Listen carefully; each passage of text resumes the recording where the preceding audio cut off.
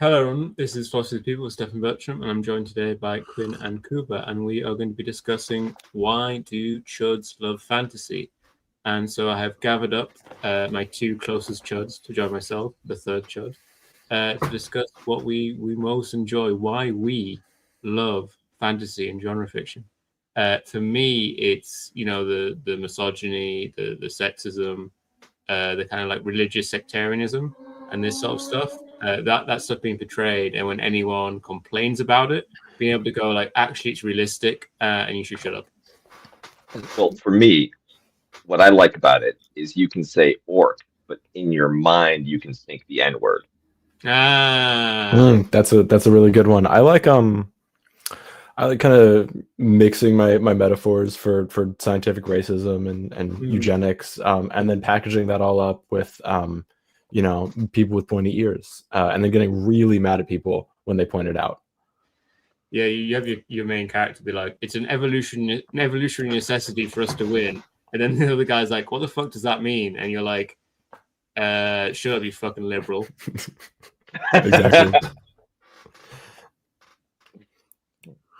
I did No, it's just like part of the fantasy environment that all of the awesome, long-lived magic people are perfect Aryan specimens, while the criminal class is dark-skinned and heavy set. It's environmental, man. Tolkien really small with hooked noses and an affinity for money. Really hated the Dane law because he, all the Numerians are dark-haired. There's no blondes. The blondes are the Rohan. The blondes are virtuous, but they don't get to live for 100 years. So, and on this episode, I prepared no notes for the first time in a long time. But Quinn, our poor voiced appreciated friend, has prepared notes. He is ready, and he's going to be telling us so much about why the right wing loves fantasy, loves sci-fi, and not just loves it. There's an angle of like, oh, fandom and so on. But also there's an angle of they write this stuff. Like, we're not talking about like an outside infiltrator group, which is reached in and cruelly grasped upon fantasy and sci-fi, but rather reflects a real reality, especially within fantasy, that the genre from its beginning is kind of structurally reactionary, structurally backwards looking, and so on. All right, yeah. So again, excuse my voice. I had a pack and a half of cigarettes for breakfast this morning. They were delicious, but there are knock-on effects. Not smoked. Oh no, I didn't smoke them. I ate them. The thing about American spirits is if you chew on the filters, there's a really wonderful aftertaste. But okay, so we here at This is Revolution, give them an argument, are mostly some sort of dork, dweeb, nerd, geek, and as such, we have interest in sci-fi and fantasy. Those of us who wade into the swamp often find ourselves rubbing shoulders with our ideological enemies. What are these intruders doing in my dragon-based wizard fiction? We find ourselves asking. But these elements are not a new phenomenon, and they have been gestating along us for as long as genre fiction has been a thing, really. So I'm going to go through kind of a rough timeline, then we can kind of circle back, because I'm sure there will be some questions and pushback on my statements. So a decent place to start this kind of history is with H.P. Lovecraft. This is when genre fiction starts to emerge from general fiction writing as just being like, tragedy or comedy. And like the novel. Post-romantic. Yes, yeah. Outside of the romantic era, this is a new thing. And whether you call it horror fiction or what I would like to, the term that I think that is most applicable here, which is a weird fiction. Now, Lovecraft, among other things, was racist. He named his cat a racial slur. There's a huge lot that's tied up in the language that he uses to describe otherness as dangerous and corrupting, and it's fundamentally tied up in the way that he views foreigners and the other, and this is very much told in racial terms in his writing. Another example is Robert E. Howard, a contemporary of Lovecraft. He also has some kind of scientific And that's racism. the Conan guy, right? Yes. And he also traffics in some of the reactionary nostalgia and like the West is in decline. There's the King in also Yellow guy. Yes, which is underappreciated. Great book. Oh yeah. Um, It's super fascist. Yeah. Super fascist. yeah. So I think another thing that's good to mention here at the top is that we like a lot of this stuff just because there are Oh, yeah. elements of it that are I mean, you know, of course that's being Chuds, but if we were to, you know, drop the veil and pretend to be leftists or whatever, the art is still good even though it has some reactionary elements to it. And you also get Edgar Rice Burroughs, who's the author of Tarzan, and John Carter of Mars fame. And this, again, it traffics in this idea of a fallen world that an individual kind of Ubermensch has to come back and solve and fix. And it colonial romanticism too. Oh, 100%. And it's got this very anti-egalitarian ethos that's baked into this hero fantasy. There's also Tolkien, which is a little less of the individualist, but I'm going to hand it off to Stefan for a second. Breyer type of chud. Would you like to talk about Tolkien's, reactionary ideology, or do you want me to delve past it and circle back later? Yeah, no, sure. I've argued on this channel before in a PowerPoint, in fact, that Tolkien's work is really fundamentally Spenglerian. It's all about, in very literal, direct, like hitting you over the head with it, about the decline of the West. It has the Faustian urge, as in human urge to like innovate and create technology and struggle forward, as being like the fundamentally evil thing in this world. Basically, the world of Lord of the Rings could be made into the story of the Faustian demon. In this case, Sauron, literally trying to like take over the world, and the grand struggle of the books is against this kind of innovative, uncaring for what the consequences are, spirit of human innovation and pushing forward.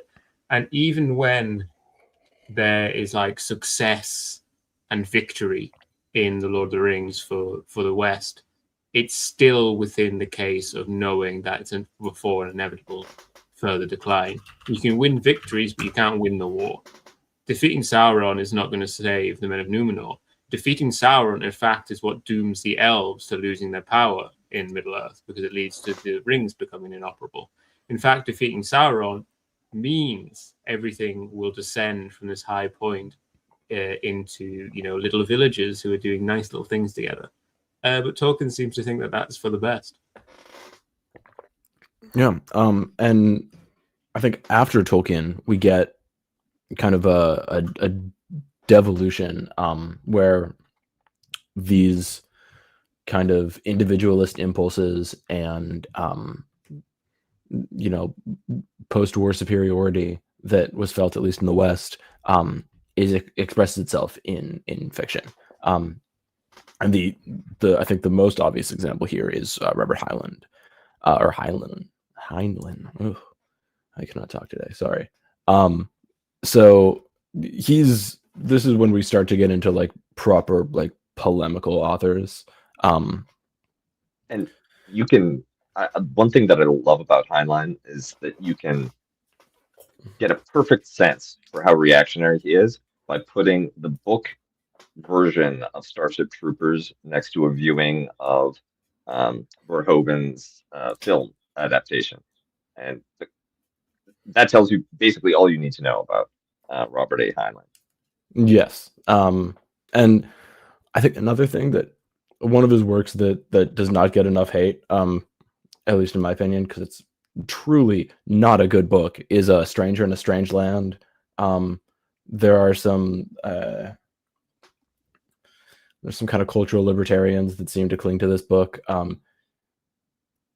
It's got problems of kind of gender essentialism and solipsism, but worse than all of those, it's a shallow read that, other than like making up some random terms, doesn't really have a lot in terms of, character development or really deepening themes. It's pure like escapist fantasy. I read it at a impressionable age because I signed up to like the science fiction book club as a teenager, and they would just send you stuff. You you could pick out books that you wanted, but they would also just package in whatever they had remaindered. So I got Stranger in a Strange Land, and I remember it being so weird. There's a guy who's like owns Mars because his astronaut mom was pregnant when he landed there. And I remember that there's a sacramental cannibalism at some point, and he runs a weird cult. Yep. And there's a lot of sex in it. Yeah, and it's very much that, like yeah. It's like sexual liberation is the freedom for me, an older guy, to sleep with all of the women around me and they don't sleep with anyone else. Like that's what the vision of sexual liberation is. It's strictly heterosexual and still completely dominated by men. I don't know how. For instance, I read this book and I remember the cannibalism and I remember the sex stuff, but I cannot remember any other character apart from the protagonist because they weren't characters. Just wish fulfillment. Yeah, no, they were just kind of shallow reflections that the protagonist got to monologue off of. Right. That is the origin of the term grok. I thought I couldn't remember if it was him or Douglas Adams. Nope, that's Heinlein. Soon's comment reminded me, or maybe make the connection that I don't know how much is reflected in the book, but I assume it's where it got it from. That in the movie, you're shown a very inclusive sort of fascism, a co-ed fascism in Starship Troopers, a kind of pan-racial fascism. And that does fit in with a very, like woke fascism, basically, which is a strand which was not popular at all, I think, when Howden was writing, but it is now on the internet. Mm-hmm. Like if you think about the Sneeko Fuentes. Yeah. Andrew Tate, is he technically black or is he technically Muslim or both? So I think he's mixed race heritage and he converted to Islam or reverted. If he'd been brought up in the United States, he would be African American because of how the American racial system works. But because he grew up in Britain, he is white. He's got the card and everything. He also converted to Islam at some point. Yeah, it's one of those like you have to turn in that card, right? Like him, kind of like Sneeko, is like they don't have a good conception of what Islam is. Like they read, like Fox News being like, Islam wants to take the rights away from women and have them be subservient, and they were like, oh shit, that sounds awesome. Let me convert to Islam. Well, again, it's for the third time already on the show. It's one-way polyamory, right? Mm-hmm. Yes. Which to me seems like a lot of work, a lot of time, not a lot of time to play video games.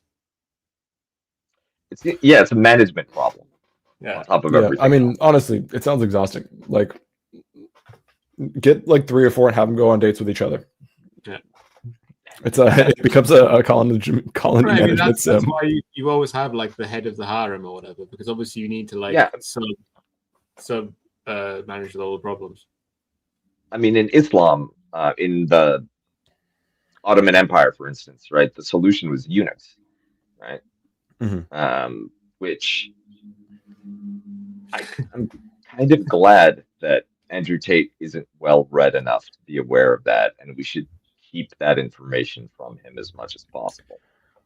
Oh yeah, he's not a big reader. Clavicle, he's basically a eunuch. Clavicular. Yeah, chemically. Yeah. chemically castrated. Oh, God. And Then why be pretty? because, well, I mean, I think we've discussed it before, but it's a thing of like, it's not about it's about being fuckable rather than actually fucking. And to the degree to which you ever fuck, it's only because that's like the clearest confirmation of being fuckable. And like that, like it is actually the secret hierarchy behind everything. It's That like really carnal Calvinism. like yes, no, it's like the secret order that does actually show you who's supposed to be on top is Right, who's because the also hottest. Facility. Our black Muslim guy, I always forget his name, Andrew Tate. He said explicitly that like he doesn't really enjoy having sex with women, and if you do like really enjoy having sex with women, that actually you're gay. Yes, I remember Yeah, that. because it's not Yeah. like it's No, not he's a much really more about kind of darker figure than our clavicle friend. yeah. Also, I think that Clavicular is young enough that he still has time to not become like a He's a really dark figure. He's a temporary embarrassed eunuch rather than one of the rest of his life. This is Varys' secret origin story. Should we get back to some terrible men that don't exist rather than the ones that do? Okay. Well, actually, Yeah, exactly. I'm going to get to a terrible woman who did exist. Because the next author I'm going to bring up is Ayn Rand, who was less, explicitly a sci-fi fantasy author, but she was kind of identified with this kind of counterculture, and a lot of her like early work was disseminated through the same amateur press associations that spread the sci-fi fantasy stuff, but also like the growth of the militia movement and the growth of the New Left, and this all being done through the postal system had a kind of like the first coming of the internet, the time where it was properly tragedy and not just whatever this farce is. And this is kind of a continuation of this like really fetishistic focus on individual talent, the kind of cult of the hero. This also expresses itself in other fantasy stuff, specifically John Norman and his gore books, which if you've read them, I'm sorry. If you haven't, probably don't. He inspired a whole edgy sex movement, so how bad can it be? Shockingly, especially in some of the later works, it really devolves. But there is still this view of kind of freedom and liberation as the freedom to kind of transgress basic norms and like transgress other people's kind of bodily autonomy. There's a ton of kind of like just gratuitous amounts of sexual assault in the latter half of that series, and it's very much like portrayed as the natural state, and this kind of fetishization of, or like a Mott and Bailey of, well, this is how things are out in nature, so this is how things really should be in a society if we're being honest about society. Right, I mean that's basically like Charlie Manson. Yeah, no, it is kind of Manson. Yeah, I mean, just saying it's one of the kind of central appeals for the right wing, for Chuds, to fantasy, is this ability to be like, well, that's just how things work. But also, if I'll tell you, I do think they're good. I do think it was good when that. It's happened. A bit of a you're playing fast and loose with that is ought distinction. Yeah, that's why they supported Damon Blackfire, because he was Chad and Dairy on whatever he's called. Cook. Yeah, he had dark hair. What the fuck was that? Yeah. You didn't have to add. The whole naturalization of whatever power fantasies or hierarchies that authors cherish is I think what attracts a lot of them, this is a place where they can play them out, potentially get an audience. It's where else can you turn some deep-seated psychopathic fantasies into an income stream? Well, it's harder to make an income stream out of it. It's a lot easier to get some like, lonely 18-year-old to stab a random woman in like Bulgaria. Especially these days, because like, unless now it's kind of started opening up because there's various ways to make money on the internet through books and so on, through self-publishing and serialized production and so on. And in that way, it's an interesting return to what we had in the 40s and 50s. But also, publishing is probably the number one industry which is completely dominated by woke white women. Like, they hold like every key and lock every door. And it is a thing of like fiction. I think like new fiction authors are like 70% women, which is not to say, and actually probably this is something we may get onto today, which is not to say that women, even when they're trying to write wokely, can't write things which are horrendously reactionary, especially when they're writing about gay men, which has been a thing recently, as yaoi fans have demanded to be taken seriously after the heated rivalry hoo-ha. Yeah. Yeah, it's interesting how much like homophobia is tied up in the kind of homophilic fantasies of white women. It feels like to get back to sort of the way that you were setting up this timeline.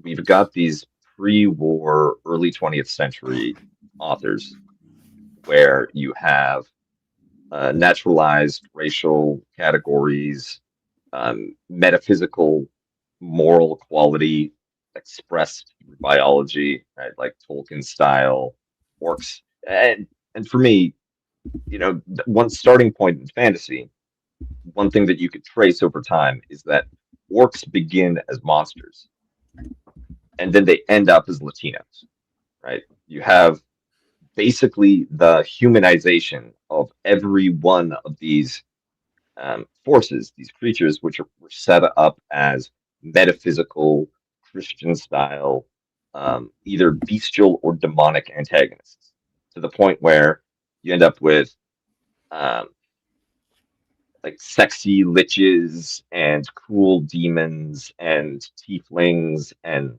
whatever smattering of unnatural features and ungodly combinations. Which, if taken to its end, to take into its extreme, then digs out all the interest in actually being a demon or being a devil or being an orc. Mm-hmm. Well, yes. It makes it flattens everything just to aesthetics, but I don't know if you ever tried to like run a D&D game with classical alignment. It, even to people who have like kind of a religious background, it feels like an old-fashioned and anachronistic way of explaining morality. I mean, yeah, I mean, it is interesting that that while they've got rid of most of the stuff and alignment has been massively de-emphasized, like lawful evil and lawful good, like planes of existence and all of the other places very much still exist in the D&D world. Mm-hmm. Evil and good and law and order are actual forces at play in the world, which then makes it even stranger that it's just like, you can be a nice demon who just is woke and is gay. And it's like, no, this is a world where like good and evil and law and order are like real things. And if you don't worship a god, if you're an atheist, you'll end up with your soul decaying in a war for the rest of eternity instead of going to heaven. Also, here's the thing, right? I am basically as committed an atheist as one can get, right? To the point where I'm not even evangelical about it. I don't argue with religious people because what's the point, right? Like, the God that doesn't exist isn't going to care if I convince anyone. But that's because I go to church and nothing happens. I go to mass and I don't see the. I know what blood tastes like. The wine does not taste like blood, right? No matter how many times you get the hocus pocus done over it. I've never seen an angel. I've never seen any miraculous healing. None of that.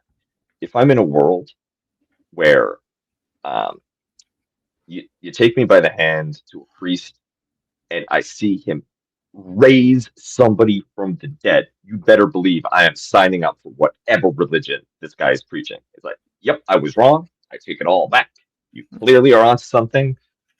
Why? How could you even be an atheist in a Dungeons and Dragons universe? Well, But of course, being an atheist means not worshiping a particular god, but you're right that like even if it's not just about acknowledging gods, but like there are clear direct benefits to being like significant high level worship of a god.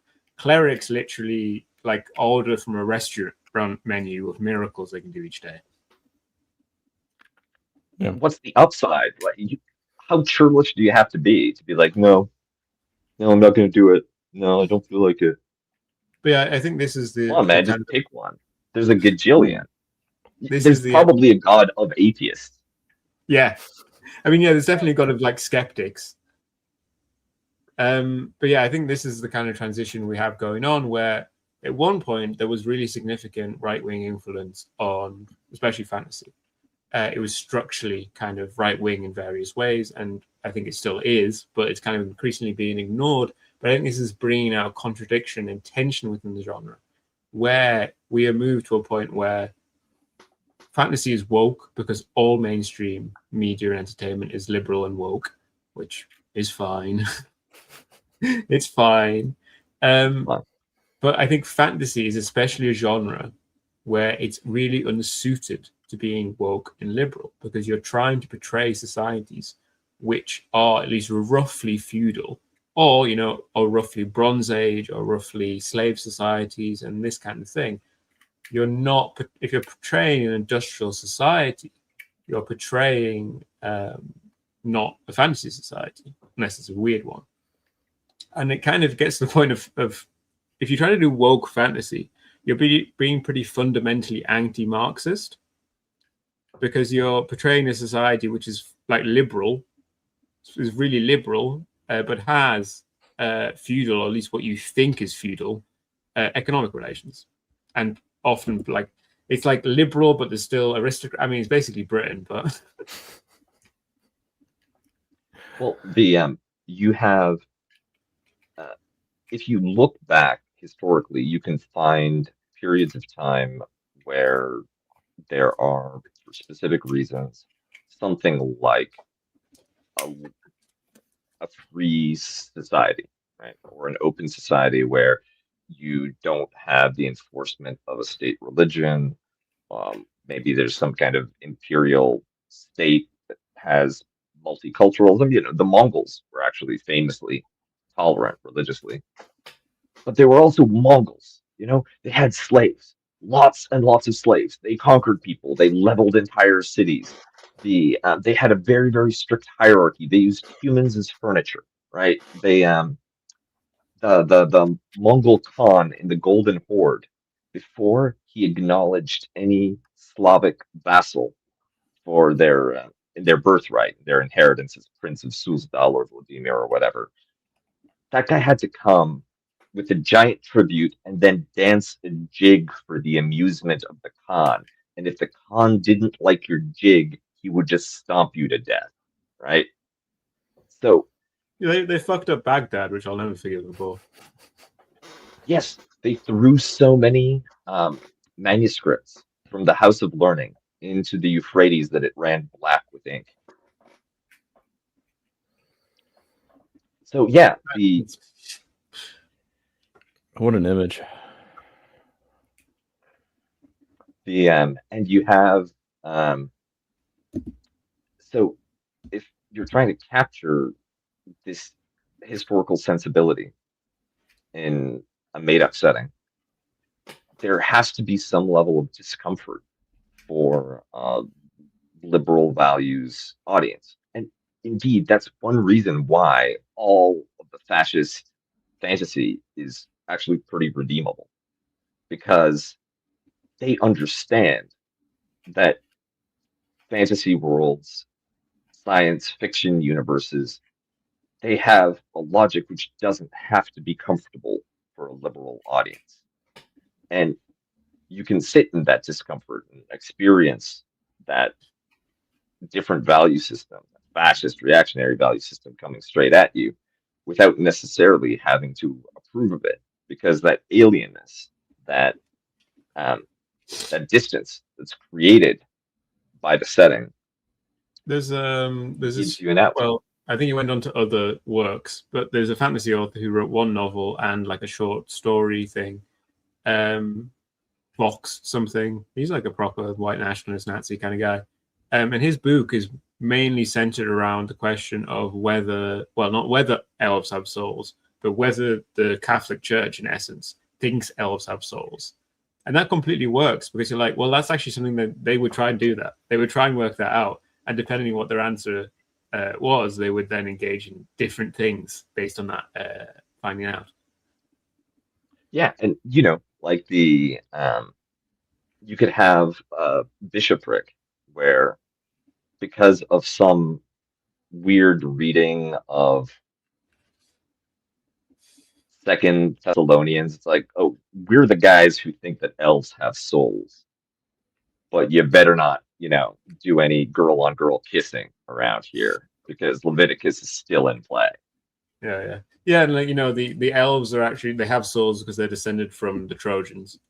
But yeah, and I think what's appealing then is because liberal authors probably don't, they're like, of course elves have souls, and so they don't think to write a story about whether elves have souls. Like, it doesn't enter into their mind, so they can't exploit what it would be like very interesting feudal content, which is something like, how would the institutions of our real feudal world interact with fantasy races?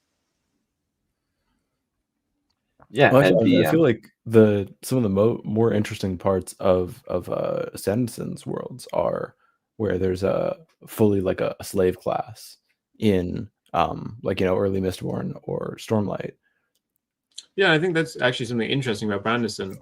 While he is a complete turbo lib, he is from a right-wing reactionary church, and so I think he does have more insight into this sort of thing than other authors who just grew up in a completely liberal society.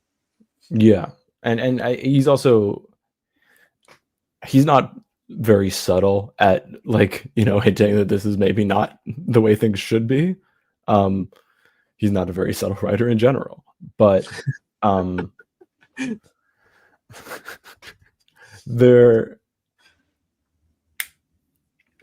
at least like characters on the page who say something that is against it. It's not all like, oh, I'm going to put up a character that's like, you know, half a sheet of paper thick, and they're going to argue against my point of view character for a little bit and then fold over and realize they were right about everything. Which is, you know, one of the signs of a polemical author.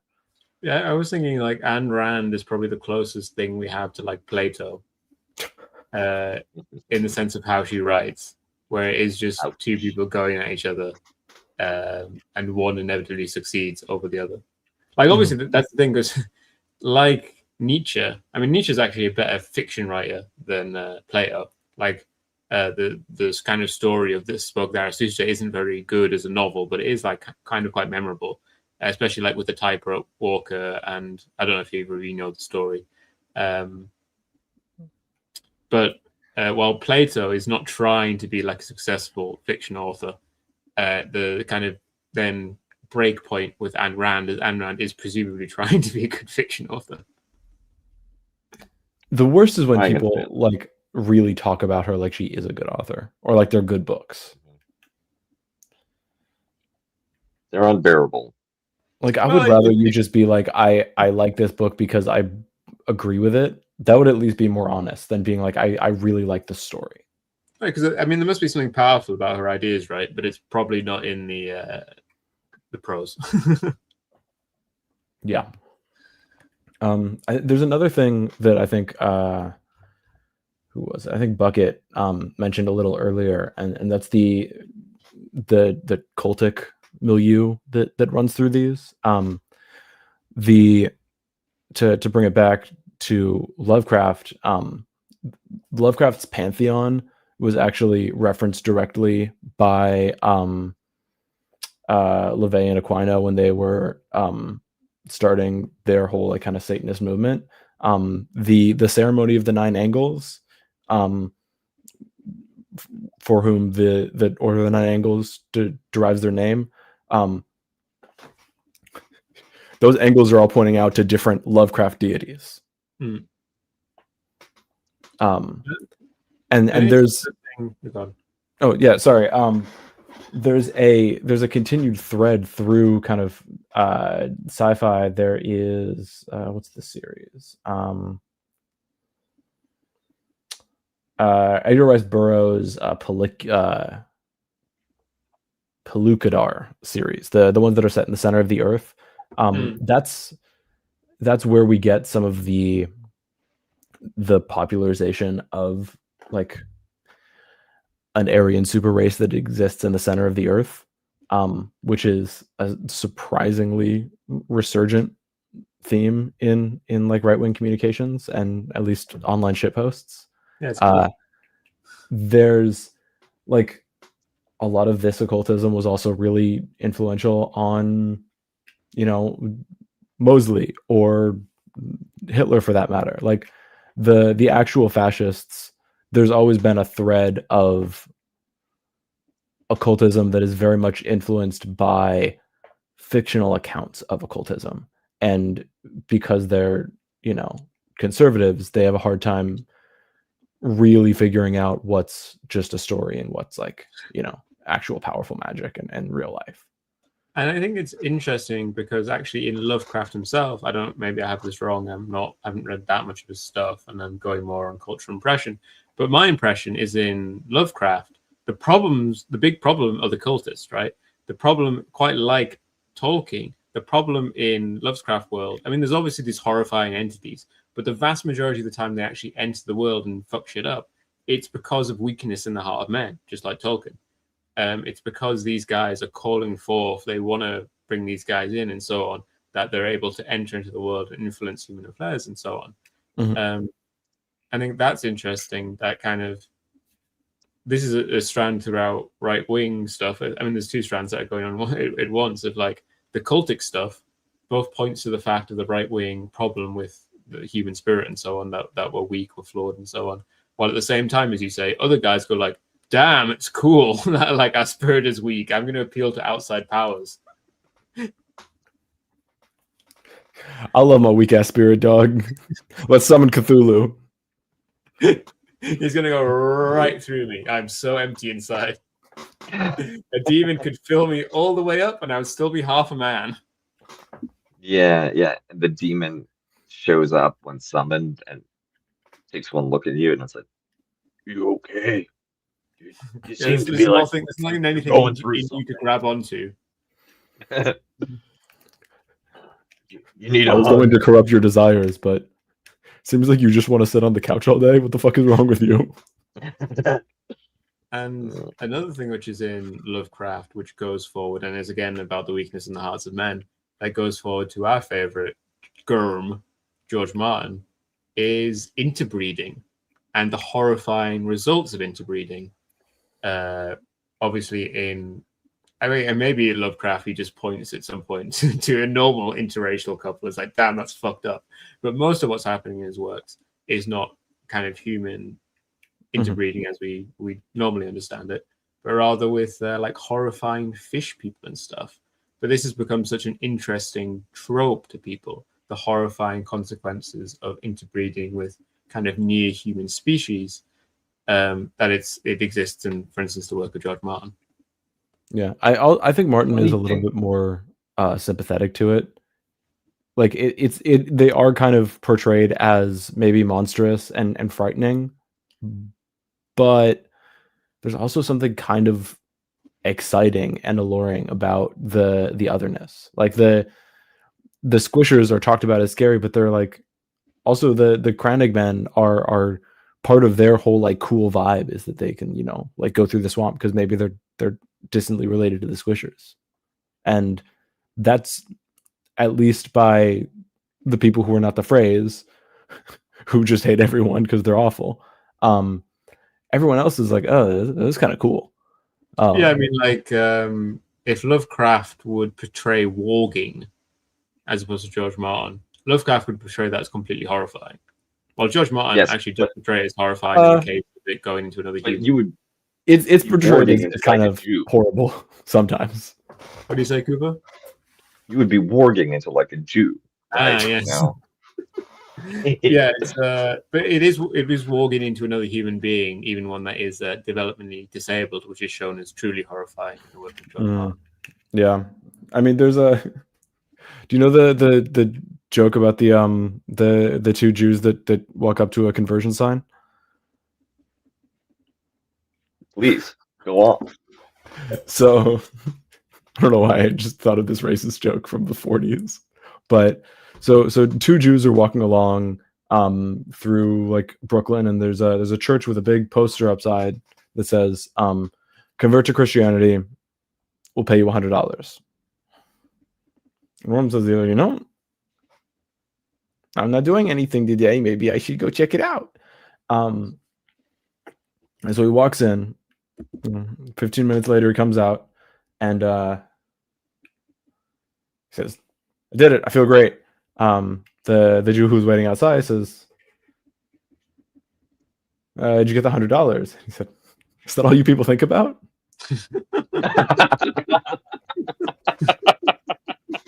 I was wondering why you stopped doing the voice, right? And it's because he was cured.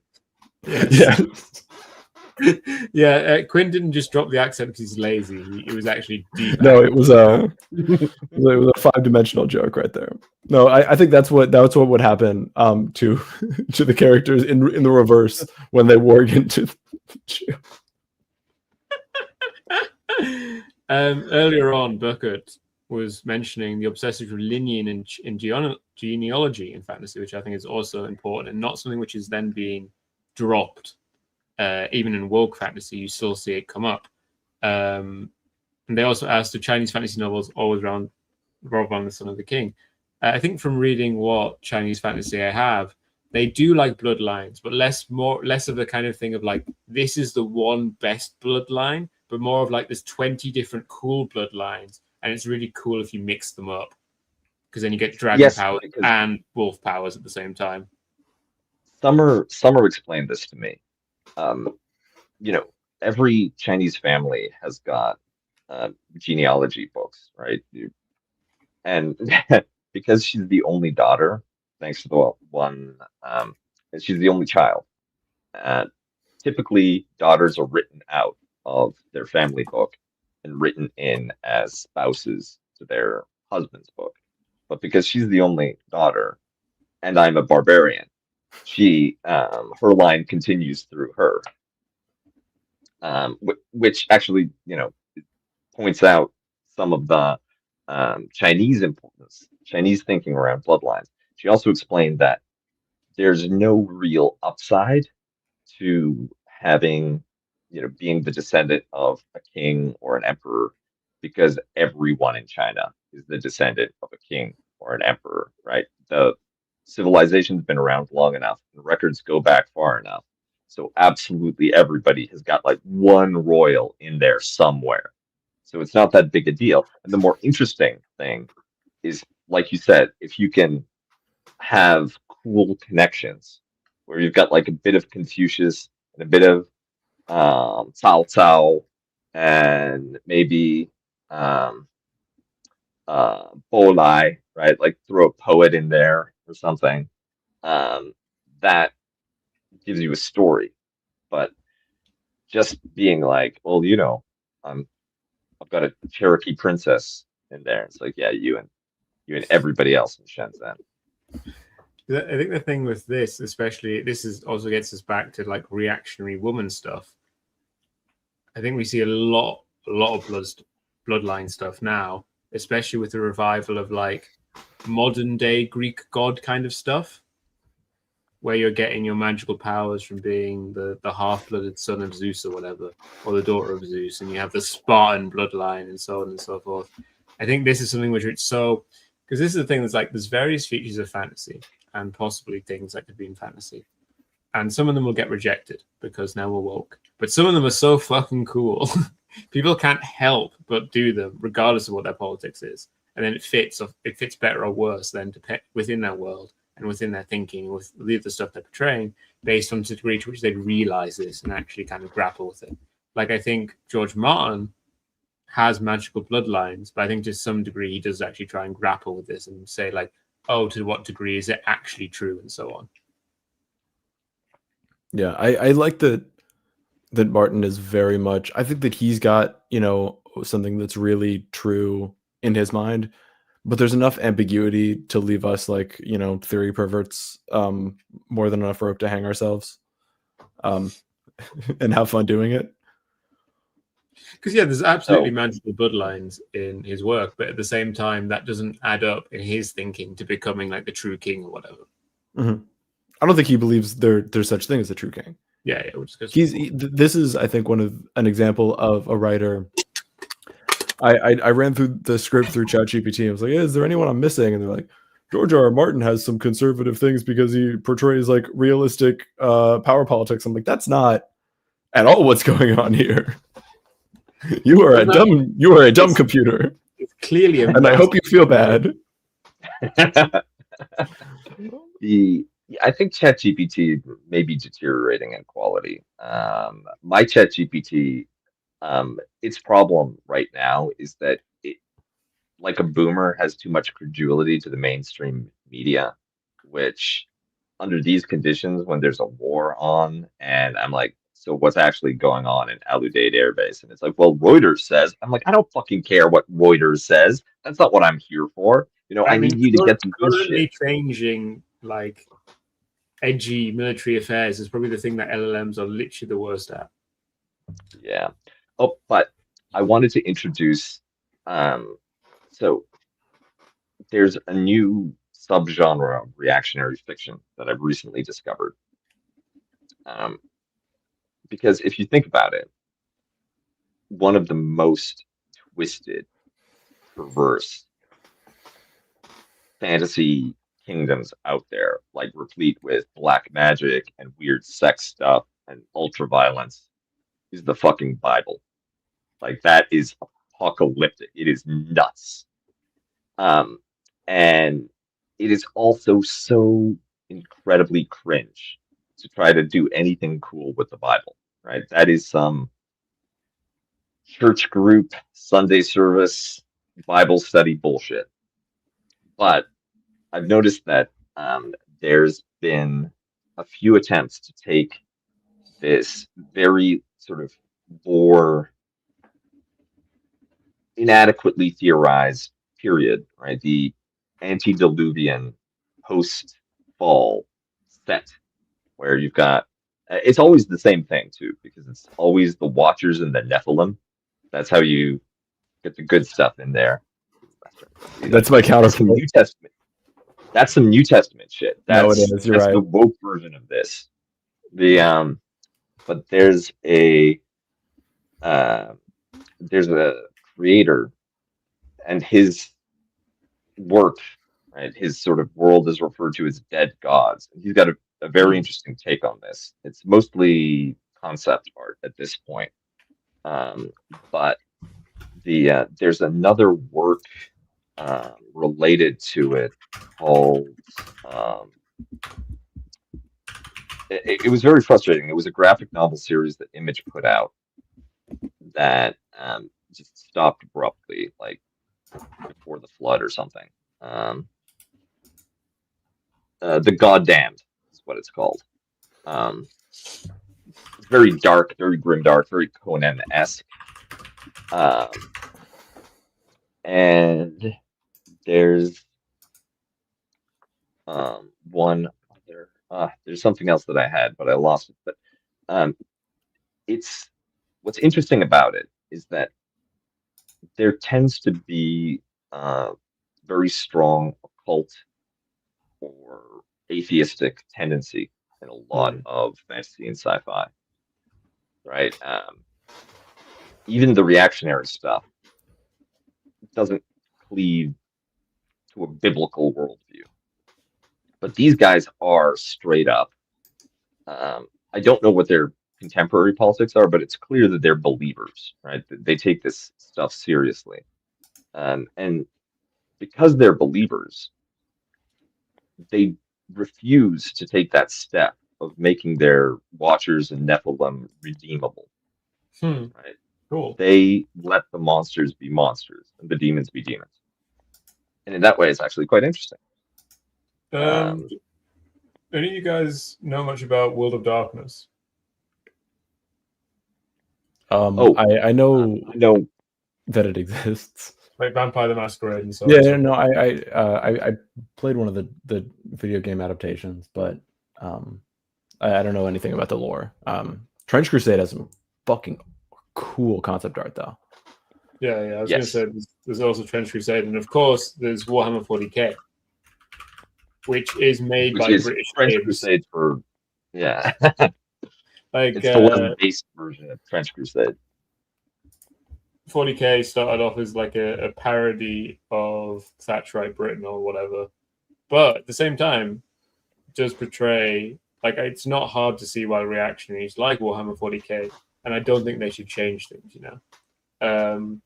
It being grimdark and this being, because I think Warhammer 40k is an appealing like demonstration of reactionary politics, even if it's not trying to be, is that there are genuine, strong reasons for things to be as they are. There's a real, serious reason that the Imperium needs to be as horrible as it is. And probably doesn't need to be quite horrible in the way it is, but it definitely needs to be horrible. Like, when demons get out of control on a planet, the right thing to do is to kill everyone on that planet so you at least save their immortal souls. Yes, and all of that is true, right? Like the weird version of the Roman Catholic Church with these militant, psychotic Templar types they just are right, you know. And there isn't a liberal, tolerant, multicultural way to thread the needle where everyone's okay, right? It's the kind of universe that you create when somebody's like, "I'm okay, you're okay," and you're like, "I refuse that, rejected." Anathema, anathema. Precisely. Oh, but one reason why I have a particular fondness of Warhammer 40k is they have there was I can't remember if it's MIT, there was some robotics company which took a plexiglass tube and used it to give a snake legs. Yes. The snake was sitting in the tube and it could move forward like that. And it, of course, seemed uncanny, ungodly, real techno heresy. And then they overlaid some audio from Warhammer 40k from the Adeptus Mechanicus, and damn, it's liturgical. As soon as I knew the weakness of my flesh, I began to hate it. Yeah, you should play it if you can find it. It's actually in my liked videos. I saw it earlier because I was trying to find that trap music from 2017 I was sending you. Well, I think I might there have we found go. it. I don't think the audio. Oh yeah, there we are. Is this snake a chud? I mean, he's a Chad. Look He's at that. A Chad. Yeah, couldn't you just take one of the that screenshot and leave that as his image for the rest of the video? No, exactly. This is the voice of the snake. Yeah, I think what's interesting about World of Darkness is it's, again, I will say a lib work, but a very grim lib work. And that's probably when I think the systems of fantasy and genre fiction genre work together. I think when a lib is trying to portray a world which is doomed, Not necessarily bad, because then you can solve it. I think once you make it doomed, that's when libs can start making the interesting stuff, because then you're kind of relieved. Quinn's upside down. You're relieved from the need to have your characters have a successful liberal revolution to solve the problem. Because the main kind of Quinn's having some. I didn't know you guys had the power to do this kind of stuff. I assumed it was only me who had the power. No, I'm just messing with by the way, my. guys, you should give money to Jason Miles, because currently we're using a really annoying version of StreamYard, which is like a low budget version, where in order for MT to host the video yesterday, he had to kick me off my admin responsibilities and then bring me back after she was done.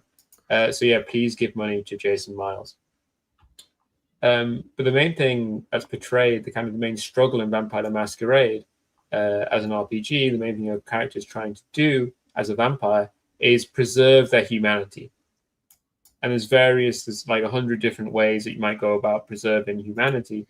But the basic struggle is, how do I, as a parasite on society, an immortal, essentially demon, evil parasite thing, how do I maintain my humanity?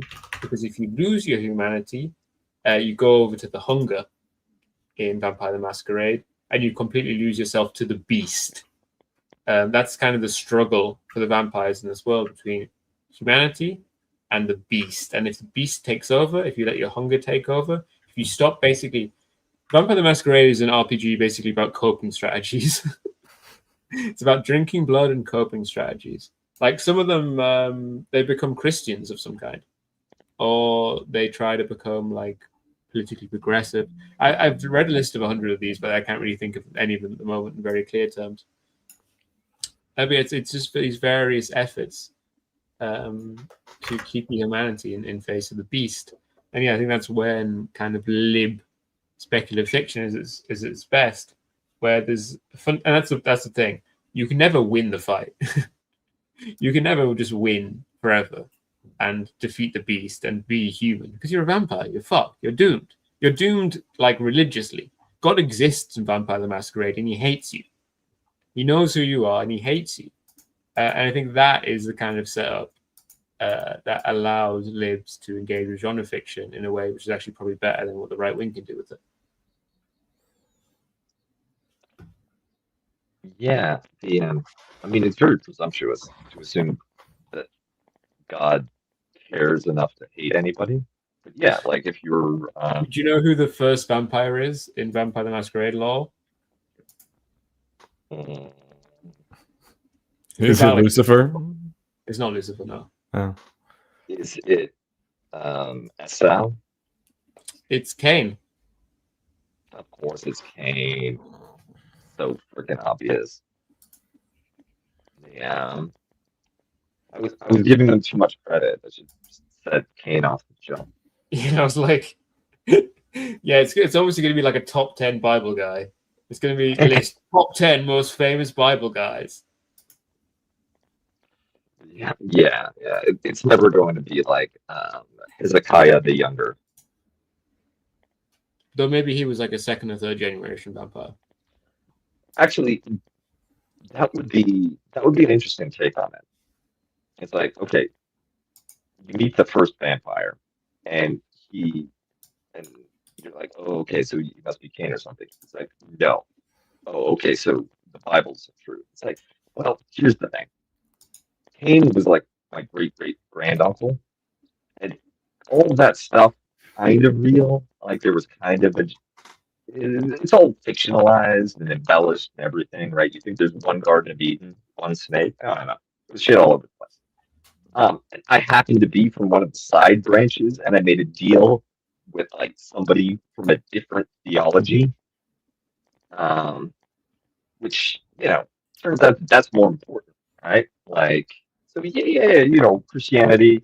It's a little uncomfortable for me to be in a church, but it's not like crosses are magic.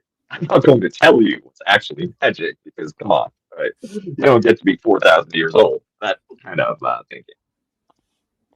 The existence of Cain as the first vampire also led to one of the the best character sheets in gaming, because people are always like, "Oh, give Kane a character sheet, give Kane a character sheet, give Kane a character sheet," and so eventually the makers relented and made a character sheet, and then all of his stats are just say, "You lose, you lose, you lose, you lose, you fucking lose."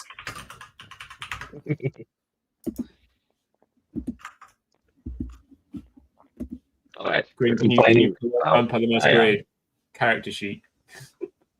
Yeah, there we go.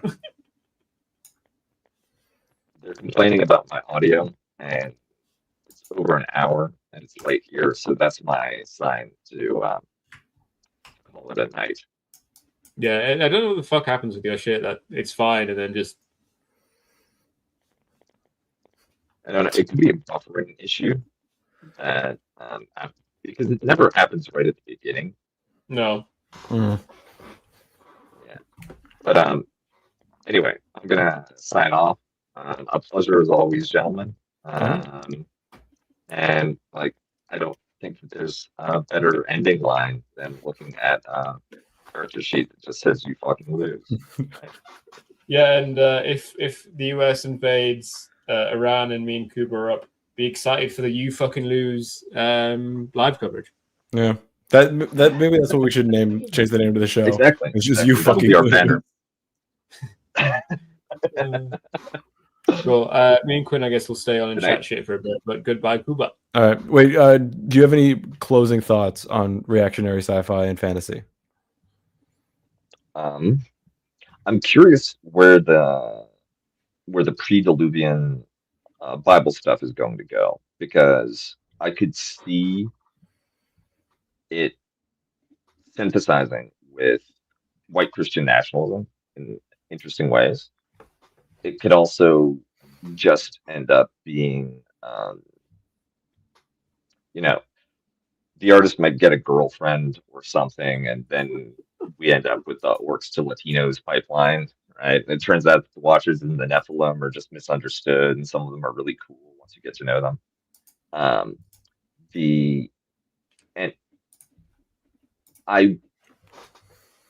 a little things like the French Crusade and stuff. There's clearly this interest, this revivalist preoccupation with Christianity, which I think goes hand in hand with the alienation effect of a long period of secularism. Then people sort of rediscover the old cool version.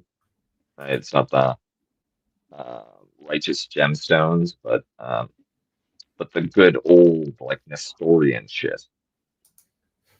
But yeah, we shouldn't expect sci-fi and fantasy to be ideologically comfortable, right? It's morally neutral.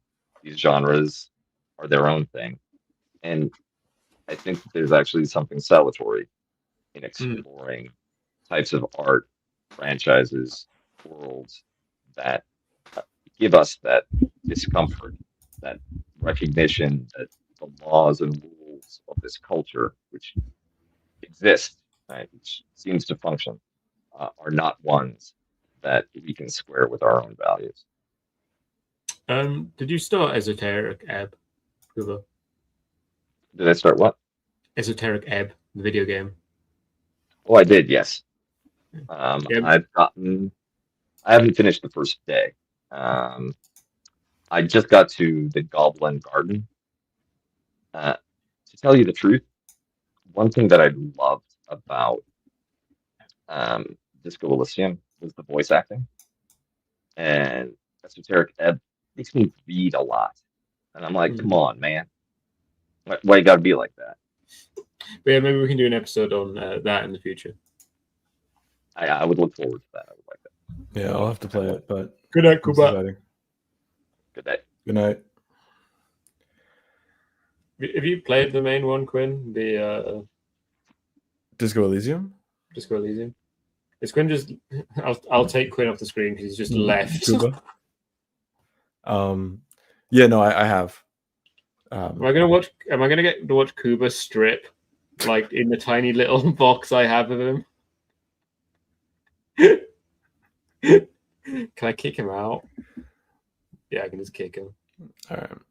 before he starts stripping. I'm looking through the rest of the Kane character sheet. There's all right.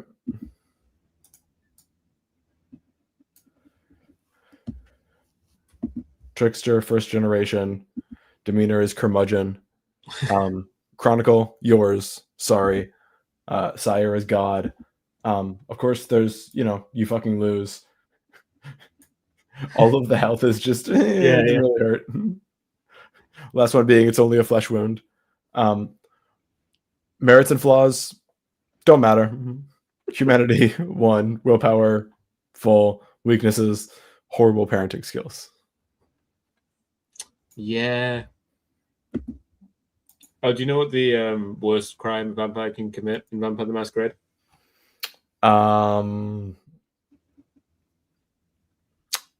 Tax avoidance. Drinking vampire blood. It'll fuck you up. Yeah. What do you guys feel about Dune and the right wing's relationship to it? The best solo video I did was about Dune. Was about the common idea that Paul is not the hero of Dune, and I argue completely the opposite. And I think Dune's interesting. I think people spend a lot of time speculating about what, as I call him, Herbert Dune, wanted to try to communicate and put across in Dune.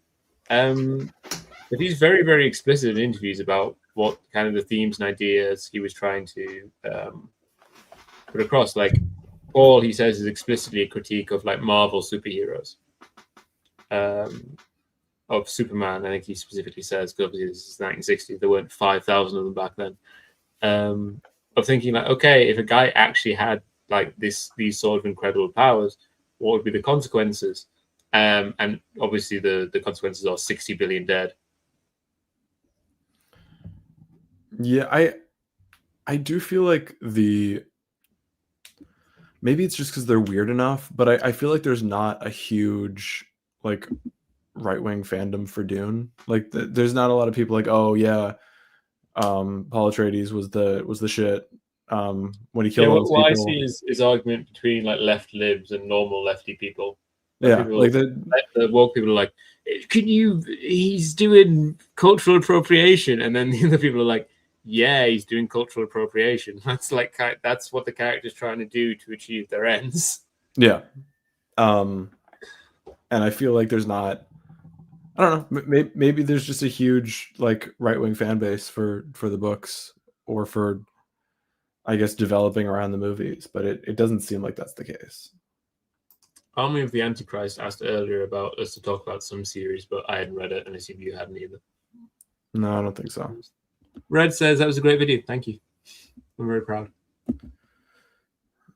Fantasy is cringe. Real theistic Satanism exists. I think that was a Temple of Blood. Dune the book is homophobic. Is it? I mean, it can be read as that. Right. Because in the books, the evil Harkonnen guy is like a evil homosexual pedophile. Oh no, that's true. Jesus, What's interesting is there's so much of those books that just goes into my head and then it disappears immediately. Herbert Dune is very relevant to modern kind of manosphere concerns, though, because of his deep concern with monogamy and being cuck. Street Cat Munchie says, Stefan, I cut my hair, it's on my back. I actually cut my hair today. I cut off the bottom few inches where it was most fucked up. I think I might have to go deeper. Went off, but it's starting to come back. Herbert Dune is very concerned about monogamy and cuckoldry. It's a very Roman book in that sense. In the relationship between, especially in terms of children. I think they actually directly use the word cuckold when he's arguing with Empress Eileen, because he refuses to fuck Eileen because his main character has to be monogamous. And that means, in this case, which is kind of interesting, is he can't have sex with his wife. The emperor, Paul Atreides, can only have sex with his mistress, because if he has sex with his wife, he would stop being monogamous. All right, let's see. And in one story, in one bit, him and Empress Eileen have the argument, and she's like, "I'll cook the shit out of you, bitch," and he's like, "Cook my ass off, it's fine. Don't get pregnant." And she's like, "What if I do?" And he's like, "I'll fucking garrote you." I had the line pulled up on the camera. I must have my way, she snapped. If need be, I'll find another father for my child. I'll cuckold you and dare you to expose me. Cuckold me all you wish, said Paul Atreides. But no child. How can you stop me? With a smile of utmost kindness, he said, I'd have you garroted if it came to that. Fantastic. Thank you, Paul. Thank you, Mega Hitler.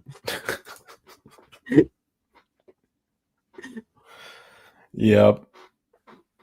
Yep. Oh, Dune. Oh, Dune. Fucking weird book. Yeah, Dune's cool as hell, though. Yeah, it is. I need to watch the second movie again because I watched the first movie and it was like my favorite film ever. But then that made me, when I was watching the second film, I was like psyched out of it because I was thinking too much about how cool the first one was. The first one, yeah, how it compares, and so I wasn't able to like take it on its own merits. While the first one, I was able to completely take on its own merits. It was completely drew me in. I didn't have any thoughts. I wasn't thinking. I was purely just within the moment, which is very rare. We can't have that. No, we need to be fully outside the moment, intellectualizing everything. Don't fucking experience art as like a person in the moment. We can't have that. We need to have 2 to 3 monitors and our phone up, and we need to be monitoring the situation. Yes, you what you need is one of those. You need like a Palantir pull up of Dune as a sphere with live trackers of where all the characters are at any point, going live with the movie. So you have like full situational awareness. Yeah. I need someone explaining every scene to me, and you actually need to have that stuff edited in to tell me what emotion I should feel in each scene. Yeah, I want actually horror and disgust. We've got a live channel right now going straight. Alt-Shift-X will whisper in your ear as you're watching the movie. And I'm sure you've seen it. That edit of Scarface, I believe, where it comes up with the alerts of what emotion you should be feeling each instant, is a real work of modern art. Jesus Christ! Have you not seen it? I don't think I have. Well, it's obviously parody, but it's an absolutely fantastic work of kind of demonstrating what a large people fundamentally desire, which is it's an edit of Scarface as if it was like some kind of censorship board instructing you in each moment what the proper feeling is, because obviously it seems that even the most simple media that requires us to feel, to show a villain or someone doing bad things, is insufficient for a lot of people, is too much for a lot of people in terms of what they can handle. And so when they see Captain Lockjaw be like, I like black girls, they're unsure what emotion they should be feeling. Which is crazy because, like, the score isn't subtle on telling you, like, how to feel in that moment. Yeah. I mean, the score, that already that comes right after we see him shoot a woman who's running away. Yeah. Like, I don't know. I think a lot of the criticism of that movie comes from either I don't know if it's just like willful ignorance or if it's just, stubbornness. It just doesn't seem like we watch the same movie when I hear people talk about it. I'm like, I think a lot of people feel called out by it. They like see a character on stream and identify with them, and then they do bad things, and they're like, "What the fuck, man?" Yeah, I mean, but like, if you can't handle a little bit of criticism, like, what are we gonna do? Like, guys, We're not the first like group of people to come up with the idea of communism. Things have been tried. They have failed. Did you see that a daughter of two weathermen? Well, I guess one was a weather woman, Sure. as in the terrorist group, not the Mhm. not meteorologists. She wrote a letter into the New York Times complaining basically that the analogous to the weatherman people are shown as kind of like random terrorists who just blow bullshit up, and it's like. I'm sorry to say this about your stupid fucking parents, but they were idiots who did fucking nothing to achieve anything. Yeah, something about hit cat or something. One wildfire could start a prairie fire, what the fuck they say. Yeah, I mean, also, like, not for nothing. The entire New Left was like infiltrated by feds since its inception. I mean, it wasn't just the infiltrate from feds; they just had like bad ideas from the start. I mean, the feds I'm sure didn't help, but like, funnily enough, the Black Panthers, which are now like most adopted by the most strongest rad libs, are actually the ones which were like actually had a concept of we need to build like a broad social form inclusive of various groups and kind of activate like all these kind of marginal groups together to take power and so on. Yeah, I mean, well, I think a lot of the Black Panther politics gets really boiled down into like berets, leather jackets, and guns. Yeah. And like not, food programs or international outreach or all of the other things that really, got the Panthers on the FBI radar. Army of the Antichrist, we did actually talk about some of that stuff a little earlier. There's a real through line from early kind of occultism in sci-fi and fantasy into occultism in fascist and neo-pagan movements into like what is now kind of Satanism and 764 and all of the post 09A LARPers on the internet that sometimes do murder. Have you played a D&D game with alignment? I haven't ever finished one. Like there was a couple ones that like I was like a teenager and we're like, oh, this is how we're supposed to play D&D, and it was like 4th edition or something. Like it wasn't. There's a couple things that triggered up that campaign. Also, being 14 and not knowing how to like do anything. Yeah. But yeah, even then it was like, what are we like? I think if I was gonna try to do it now, it would be like you have an allegiance to a specific dimension, and there is like this interdimensional war. That's what this alignment is. Like your guys are in this plane of existence. That's your family. That's your people. No matter what happens here, like if you go against them, you're going against like your nature, and like you have to be able to justify that to yourself. Yeah, I mean that's how I do it with I play a lawful evil character, and that means in this case he grew up in hell. He is a hell patriot. He's a hell third worldist or whatever you'd like to say. He believes in hell, believes in hell's goals, while being like an affable, friendly guy, not being like an asshole, which is I think how people like to play evil characters, as opposed to no, he's just objectively aligned to the lawful evil forces of the universe. Mm-hmm. But I think the point to get to earlier that we didn't quite fully go into is when something like D&D libs out, it's a risk of fully destroying all the parts that made it interesting. Like, why do you want to play a tiefling? Beyond aesthetics. No, the reason you want to play a tiefling is because red skin and horns is hot. Like genuinely. But and it's like it's like it's like the punk aesthetic of the contemporary 5th edition or 5.5 edition D&D. Like it's tieflings are the goth subculture as an aesthetic completely divorced from any kind of like community institutions, right?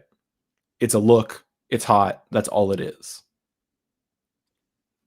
But I think a lot of the appeal is the draw to, oh, I'm edgy. It's the same reason that Drow are popular. It's not like people don't usually play characters with black skin, actually. That's usually not very appealing to people. But when you dress it up within being a rebel to an evil culture, I think it becomes a lot sexier. I think the people that are into D&D, I mean, you're normally playing in a theater of mind. So I think, especially with people who play D&D, they're horny about concepts. And the pull and draw of hell is a very appealing one. This draw towards, you've got this nature which draws you towards destruction and chaos and violence and evil. But you can manfully struggle against it, or womanly struggle against it. But the problem, of course, is now it says explicitly in the 5.5 rulebook, if you go to the Tiefling section, it says, this doesn't have any effect on your alignment at all. And it's like, oh, there isn't actually a devilish pull. You're explicitly telling me there's no devilish pull. And in that case, it's like, oh, well, what's the point? Well, yeah, I think the problem with D&D is that 5th edition, like, what they're trying to do with 5th edition is, they're trying to do they're trying to turn it into like a different like a different genre of Pathfinder, or what is it, GURBS, or the it's supposed to be a larger kind of system that is synonymous with tabletop role-playing game, and whatever kind of game you want to play within that, like, that's your table, that's your rules. They're trying to make it so flexible that anyone can join. They're also taking out any kind of thing that could be pointed down. Like, there's officially supported rules for having guns in D&D. Yeah. You can have spaceships. I think you're striking there, almost striking on kind of the reason that we haven't gone into for living out. And you go lib, you go woke, because you believe that that's the most commercially viable option. Mm-hmm. The same sort of logic, which, as you point out, wants to bring D&D to just becoming synonymous with being tabletop role-playing games, which it largely has a more casual audience. That also goes along with making things lit, because that is the generic politics of the day. Which also is not necessarily a bad thing, right? Like, if the generic politics of the day were like, I don't know, like explicitly fascist, I think we'd be having a different conversation. But it does,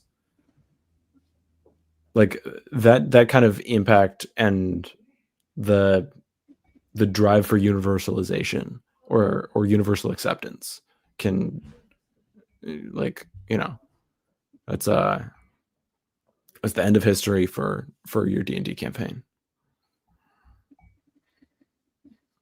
Cool. I think we've generally exhausted our inclinations and thoughts. It was fun to not be the one with notes. I'm glad we chat a lot more shit than I normally did. No, this was fun. Do you have any thoughts remaining in your brain? No, I'm sure in an hour and a half I'll think of like 5. I'm like, oh shit, I should have said that. But no, I don't know. Like, read shit you disagree with. Sometimes it's interesting. Sometimes I learn something. Sometimes it just pisses you off. So you have played Disco Elysium, right? Yes. Yeah, I installed it again, like, I don't know, last week or something. And for me, it's a real struggle to get through, because for me, it's really hard to play a character who's just rightfully despised by every person around them. See, that's actually the part that I found most interesting. Like, that's what really drew me in. is that like it's initially like immediately hostile, and there's just so much that you like. What I'm gonna like have to piss off a bunch of people, and like everyone's like nice to me when I show up at first. Like that sucks. That's not. It's too transparently a like an empowerment fantasy, and at least Disco Elysium has the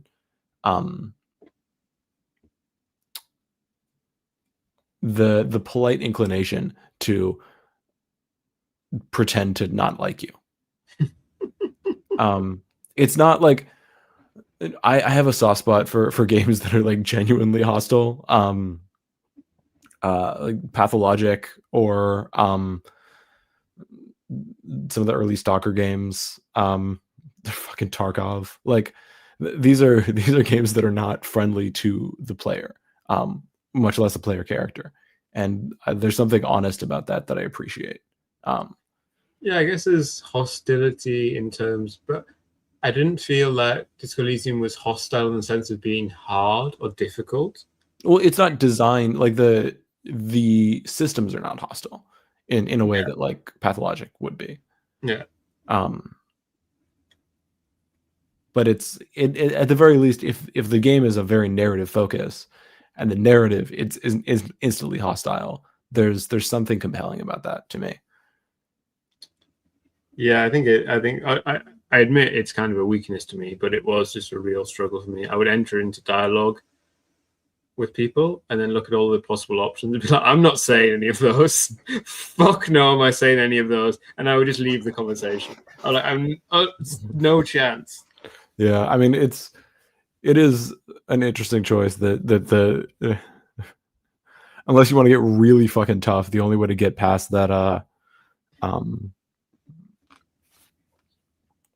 the like the first foreman, like the mini boss that's at the gate, is to like also become good at racism. Yeah, I mean, I actually really liked him. That was the first guy. Oh no, it was fun. The race lines guy, and yeah, I did click the button to be like, I will go and learn race lines, which was annoying because it interrupted. I think I was trying to remember where I lived. I